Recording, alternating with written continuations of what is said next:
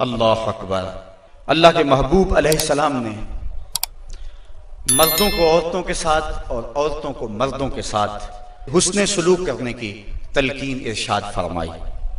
और आका करीम ने जो आखिरी वसीयत अपनी उम्मत को की, उसके बाद हुजूर अलैहिस्सलाम का विसाल हो गया। उसके बाद कोई वसीयत नहीं है हुजूर की जुबान से जो निकली हो। फरमाया, लोगों मैं तुम्हें दो चीजों की वसीयत करता हूं। एक अस्सलात अस्सलात, नमाज नमाज, यदि नमाज को न छोड़ना।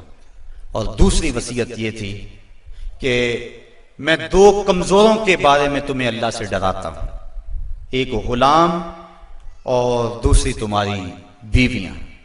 इन दो कमजोरों के बारे में तुम्हें अल्लाह से डराता हूं, इन पे जुल्म ना करना। इन्होंने भाग तो जाना नहीं है, घर से निकल तो जाना नहीं है, तो इन पे जुल्म करोगे तो ये दुखी हो जाएंगे।